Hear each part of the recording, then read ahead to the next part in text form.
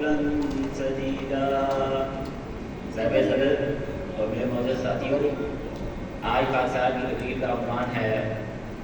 جھوٹ تمام برائیوں کی جڑ ہے، جو کہ آیت کریمہ خاص صاحب نے آپ کے سامنے تلاوت کی ہے۔ اس میں اللہ تعالیٰ نے فرمایا کہ صاف اور سیدھی بات ہے۔ اسی طرح قرآن مجید میں ایک اور جگہ پہ اللہ تعالیٰ فرماتا ہے اجتنبوا قول الزور، کہ جھوٹی باتوں سے پرہیز کرو، اجتناب کرو، بچو۔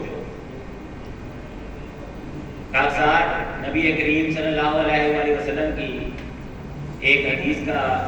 آپ کے سامنے ذکر کرے گا، جس میں نبی پاک صلی اللہ علیہ وآلہ وسلم نے اپنے صحابی کو خدا تعالیٰ کا قرب حاصل کرنے، تمام قسم کی برائیوں سے، اس کے اندر سے، اس کے نفس سے ان کا خاتمہ کرنے کے لیے ایک نصیحت فرمائی۔ اور وہ کیا نصیحت تھی اور وہ کیا واقعہ تھا، آپ خود بھی اس کو سنیں اور اس کو اپنی زندگیوں میں عملی جامہ پہنائیں۔ نبی پاک صلی اللہ علیہ وسلم کے پاس ایک صحابی آئے اور انہوں نے کہا کہ یا رسول اللہ،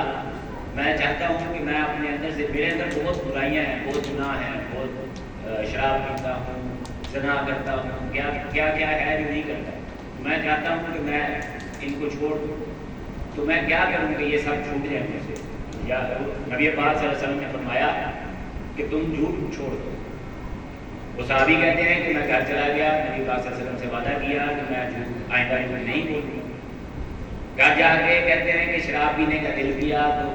ذہن میں یہ خیال آیا کہ دوبارہ نبی کریم صلی اللہ علیہ وسلم کی خدمت میں حاضر ہوں گا، نبی پاک صلی اللہ علیہ وسلم پوچھیں گے کہ تم نے شراب پی تو کیا جواب دوں؟ وعدہ کیا ہے، جھوٹ بھی نہیں بول سکتا۔ اسی طرح زنا کا خیال آیا تو پھر وہی سوال ذہن میں ابھرا اور اسی سوال نے اس ضمیر کو جھنجھوڑا کہ میرے سے اگر نبی پاک صلی اللہ علیہ وسلم نے پوچھا کہ تو نے زنا کیا ہے تو کیا جواب دوں؟ تو بیان کرتے ہیں کہ آہستہ آہستہ میرے اندر سے ایک ایک کر کے یہ سب برائیاں ختم ہو گئی۔ تو اسی وجہ سے یہ ٹاپک، جو یہ عنوان مجھے دیا گیا کہ جھوٹ تمام برائیوں کی جڑ ہے، تو اصل حقیقت یہی ہے۔ جھوٹ کا ایک اور پہلو جو دنیاوی لحاظ سے ہے وہ یہ ہے کہ جب انسان جھوٹ بولتا ہے تو وہ اعتبار کھو دیتا ہے، لوگ اس کی بات کا اعتبار نہیں کرتے، لوگ اس کے ساتھ کاروبار نہیں کرتے اور اس کو اپنی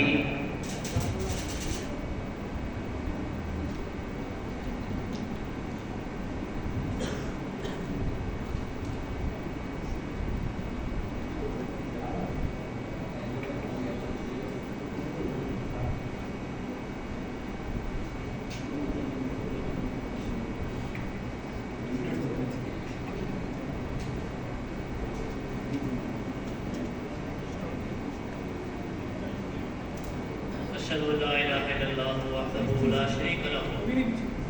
وأشهد أن محمدا عبده ورسوله أما بعد أعوذ بالله من الشيطان الرجيم بسم الله الرحمن الرحيم۔